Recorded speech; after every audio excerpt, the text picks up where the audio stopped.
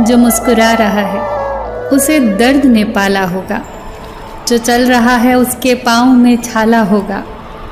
बिना संघर्ष के इंसान चमक नहीं सकता, जो जलेगा उसी दिए में उजाला होगा।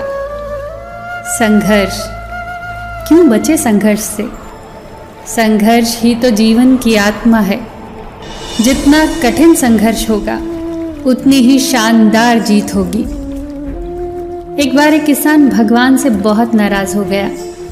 किसान बहुत मेहनती था, बहुत मेहनत से वो खेतों में अनाज उगाता, उसकी देखभाल करता, पर अक्सर उसकी फसल खराब हो जाती। कभी सूखा पड़ जाता, कभी बाढ़ आ जाती, कभी ओले, कभी तेज धूप, कभी आंधी। कोई न कोई कारण बन ही जाता कि उसकी फसल खराब हो जाती। एक दिन उस किसान ने गुस्से में आसमान की तरफ देखकर भगवान से कहा, हे ईश्वर, आपको लोग सर्वज्ञाता मानते हैं कि आप सब जानते हैं, कहते हैं कि आपकी इच्छा के बिना पत्ता भी नहीं हिलता। पर मुझे तो लगता है कि आप छोटी से छोटी बात भी नहीं जानते। आपको तो ये भी नहीं पता कि खेती बाड़ी कैसे करते हैं। अगर आप जानते होते तो असमय जो बाढ़, आंधी, तूफान आते हैं वो कभी नहीं आते। आप नहीं जानते कि कितना नुकसान उठाना पड़ता है हम किसानों को। यदि आप मेरे हाथ में ये शक्ति दे दें कि मैं जैसा चाहूँ वैसा मौसम कर दूँ, फिर आप देखना कि मैं अन्न के भंडार लगा दूंगा।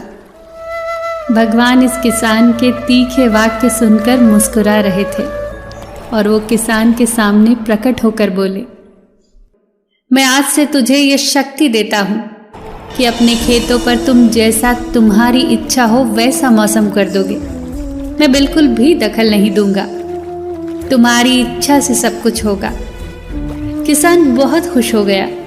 उसने गेहूं की फसल अपने खेतों में बोई। जब उसे लगा खेतों को धूप चाहिए तो खेतों को धूप मिली, जब पानी बरसना चाहिए तभी पानी बरसा। आंधी, तूफान, बाढ़ कुछ भी उसने अपने खेतों पर आने नहीं दिया। किसान के खेत में इस बरस ऐसी फसल हुई जैसी कभी नहीं हुई थी। ऊंची, हरी भरी, लहलहाती फसल। मन ही मन वो बहुत खुश हो गया और सोचने लगा, अब सबूत के साथ दिखाऊंगा भगवान को कि इसे कहते हैं शक्ति का सही उपयोग। मेरी सफलता देखकर उन्हें अपने नियम जरूर बदलने पड़ेंगे। कुछ दिन गुजरे, फसल कटने को तैयार हो गई। किसान बड़ी उत्सुकता के साथ फसल काटने लगा, पर जैसे ही उसका ध्यान गेहूं की बालियों पर गया तो उसने अपना सिर पीट लिया। वो रोने चिल्लाने लगा। गेहूं की एक भी बाली के अंदर गेहूं का दाना नहीं था। सारी बालियां अंदर से खाली थी। किसान बहुत दुखी हो गया।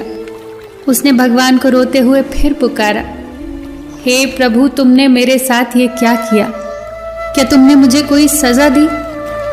भगवान बोले, पुत्र, ये तो होना ही था।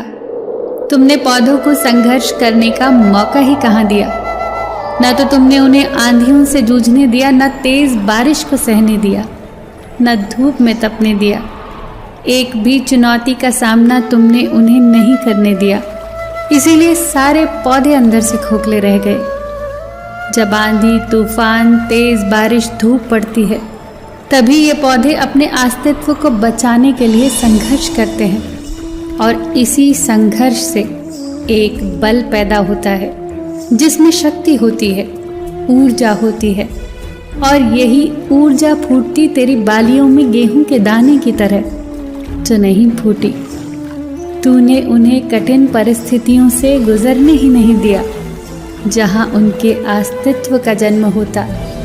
सारी बालियां इसलिए खाली हैं, एक भी गेहूं का दाना इसलिए नहीं है क्योंकि तूने अपने पौधों को संघर्ष कराया ही नहीं।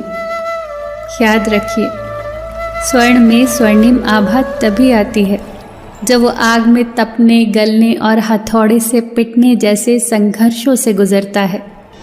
कोयले का टुकड़ा हीरा तभी बनता है जब वो उच्च दाब और उच्च ताप की मुश्किल परिस्थितियों से गुजरता है। इसी तरह यदि हमारी जिंदगी में कोई संघर्ष ही ना हो, कोई चुनौती ही ना हो, तो हम भी गेहूं की बालियों की तरह खोखले ही रह जाएंगे। कोई अस्तित्व नहीं होगा हमारा। विपरीत परिस्थितियाँ, चुनौतियाँ, समस्याएं हमें और अधिक निखारती हैं। यदि जीवन में मुश्किल परिस्थितियाँ आए, चुनौतियाँ आए तो घबराना मत, बल्कि सामना करना, विश्वास करना कि आप और अधिक निखर जाओगे और अधिक मजबूत बन जाओगे। किसी ने कितना सही कहा है, जिंदगी जीना आसान नहीं होता, बिना संघर्ष कोई महान नहीं होता। जब तक न पड़े हथौड़े की चोट, तब तक पत्थर भी भगवान नहीं होता। फिर मिलेंगे दोस्तों अगली वीडियो के साथ। तब तक के लिए अपना ख्याल रखना और हमेशा मुस्कुराते रहना।